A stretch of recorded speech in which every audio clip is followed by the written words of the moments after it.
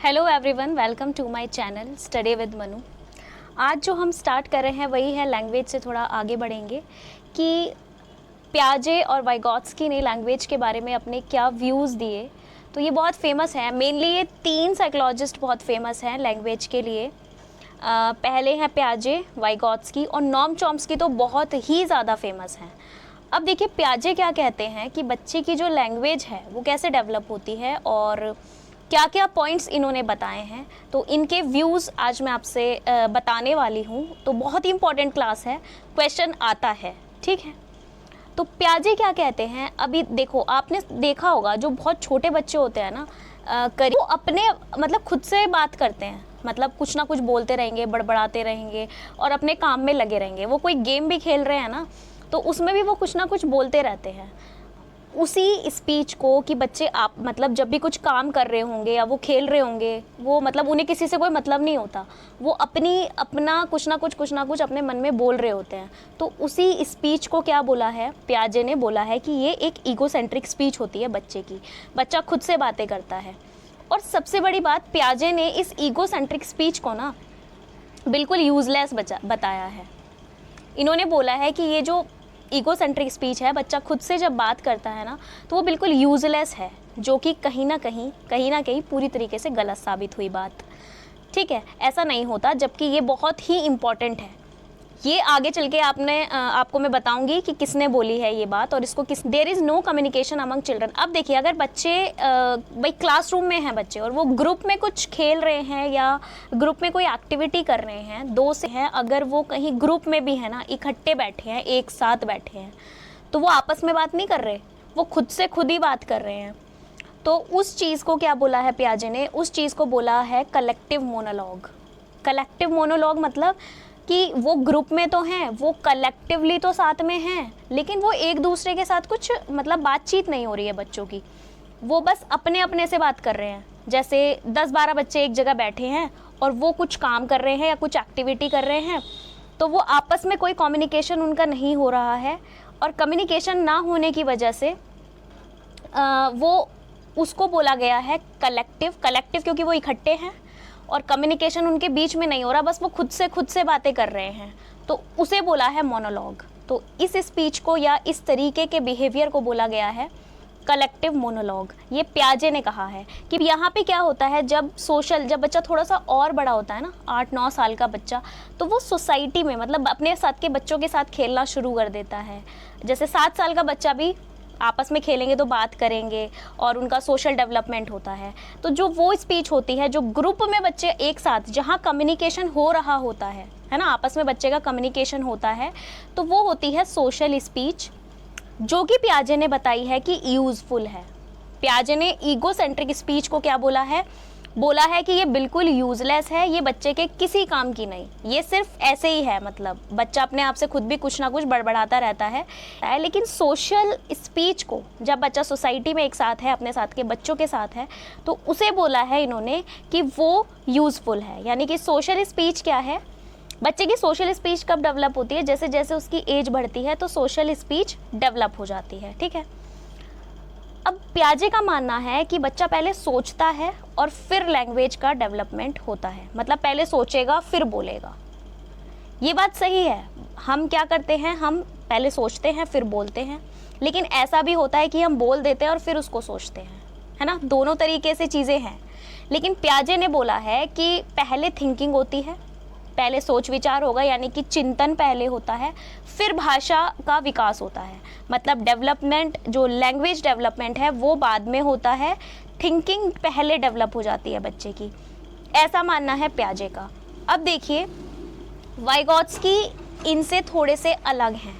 देखिए दोनों ने ही लैंग्वेज के ऊपर मतलब बताया है कि जो बच्चे की लैंग्वेज है वो थिंकिंग से कैसे रिलेटेड है, बच्चा कैसे सोचता है, उसकी भाषा उसके कॉग्निटिव डेवलपमेंट में कैसे हेल्प करती है, यानी कि उसके संज्ञानात्मक विकास में कैसे हेल्प करती है। दोनों ने ही बताया है इस चीज़ के बारे में, लेकिन दोनों के व्यूज़ अलग हैं। पियाजे अलग तरीके से बताते हैं और वाइगॉत्स्की अलग तरीके से बताते हैं।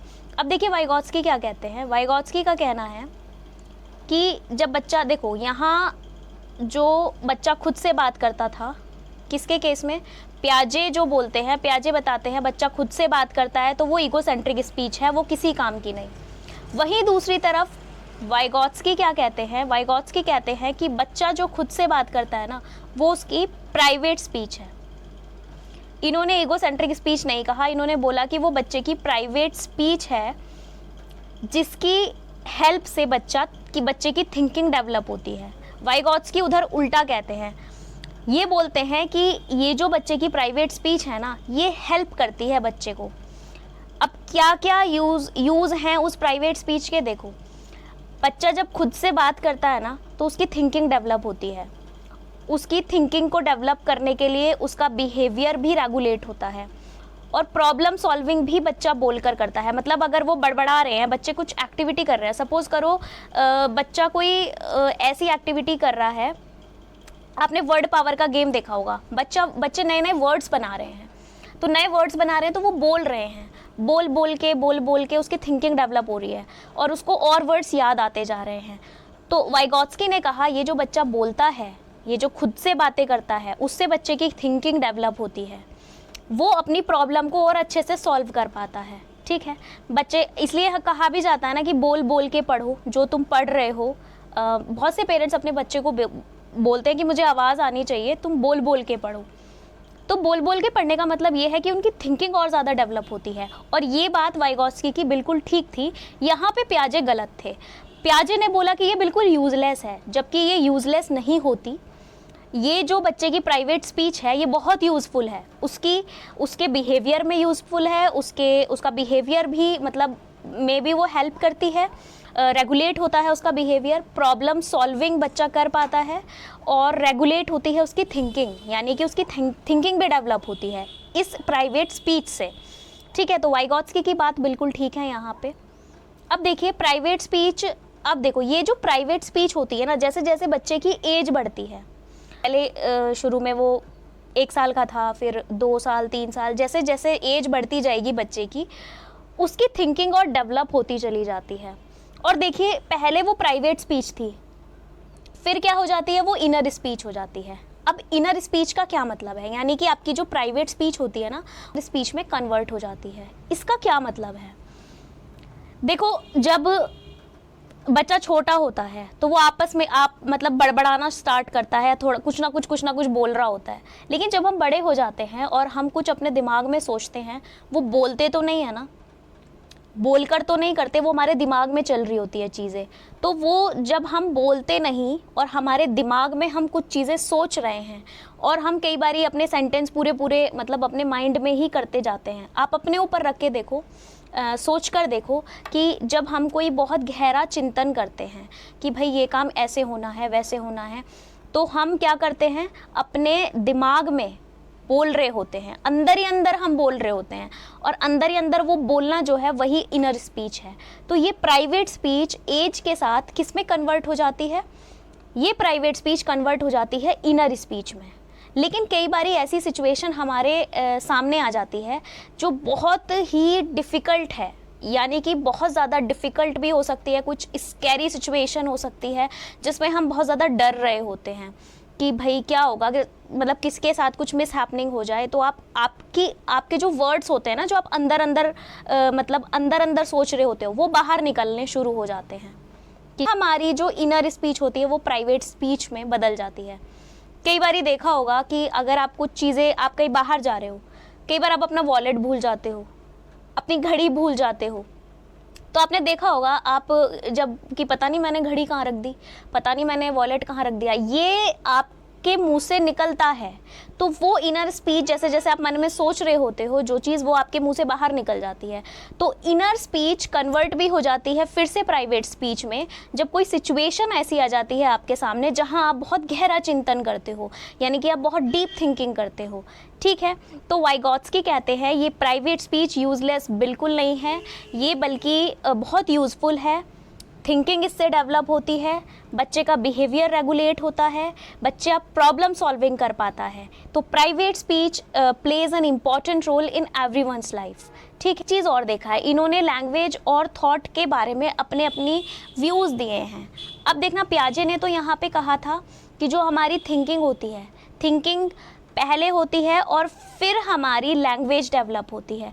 यानी कि बच्चा पहले सोचेगा फिर बोलेगा, मतलब हम पहले सोचते हैं फिर बोलते हैं।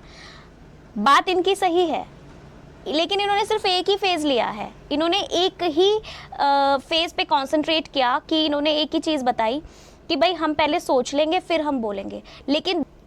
लेकिन दोनों चीज़ें पैरेलल चलती हैं, यानी कि थिंकिंग और लैंग्वेज एक दूसरे से इंटर रिलेट होते हैं और ये एक दूसरे के पैरेलल चलते हैं। बात सही है कि पहले मतलब कि थिंकिंग होती है फिर लैंग्वेज डेवलप होती है, लेकिन ऐसा भी होता है कि भाषा डेवलप होती है और फिर हम सोचते हैं, मतलब हम पहले बोल देते हैं और फिर हम सोचते हैं। दोनों ही ये पैरेलल चलते हैं। जैसे देखो, पहले बच्चा होता है तो लैंग्वेज और थिंकिंग, जब छोटा बच्चा होता है तो यहाँ लैंग्वेज है और ये थिंकिंग है, ठीक है, ये लैंग्वेज है और ये थिंकिंग है।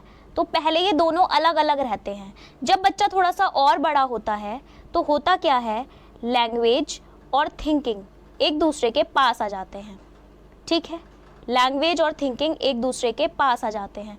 फिर जब थोड़ा सा और बड़ा होता है तो लैंग्वेज और थिंकिंग और पास आ जाते हैं, ठीक है, ठीक है, ये लैंग्वेज और थिंकिंग है। लेकिन जब हम और ज़्यादा और जैसे जैसे एज बढ़ती जा रही है बच्चे की, ऐसा होता है कि लैंग्वेज और थिंकिंग एक दूसरे में मर्ज हो जाते हैं, ठीक है। इस तरीके से लैंग्वेज और हमारी जो थिंकिंग है वो एक दूसरे से रिलेट है, यानी कि हमारा थॉट और लैंग्वेज एक दूसरे से रिलेट हैं। धीरे धीरे पहले दोनों अलग रहते हैं, फिर और टाइम जब बच्चे की एज जैसे बढ़ती है एक दूसरे के पास आते हैं, फिर और पास, और फिर बिल्कुल ही लैंग्वेज और थिंकिंग एक दूसरे से में मर्ज हो जाते हैं, मतलब मिल जाते हैं, शामिल हो जाते हैं, ठीक है। तो वाइगोत्स्की ने बिल्कुल अच्छे से इसको एक्सप्लेन किया है कि ऐसा नहीं है कि सिर्फ पहले आप सोचोगे फिर बोलोगे, ऐसा भी होता है कि आपने बोला और फिर सोचा, ठीक है। तो दोनों ही एक दूसरे के से इंटर रिलेट है, दोनों ही पैरेलल चलते हैं, एक फेज आप नहीं देख सकते। और प्राइवेट स्पीच को बहुत यूजफुल बताया वाइगोत्स्की ने, जबकि यूजलेस बताया पियाजे ने, ठीक है। तो आज के लिए इतना ही। मैंने दोनों के व्यूज़ आपको बता दिए। कल मैं नॉम चॉम्स्की के बारे में बताऊंगी कि उन्होंने कैसे लैंग्वेज के बारे में क्या क्या अपने व्यूज़ दिए और क्या क्या बताया। तो नॉम चॉम्स्की जो लैंग्वेज डेवलपमेंट में सबसे फेमस नाम है, ठीक है। तो कल की थियरी बहुत इंपॉर्टेंट होने वाली है, नॉम चॉम्स्की की लैंग्वेज डेवलपमेंट थियरी। और उन्होंने जो जो चीज़ें बताई लैंग्वेज डेवलपमेंट में, मैं वो कल आपको बहुत डिटेल में बताने वाली हूँ। तो बने रहिए मेरे साथ। Thank you so much.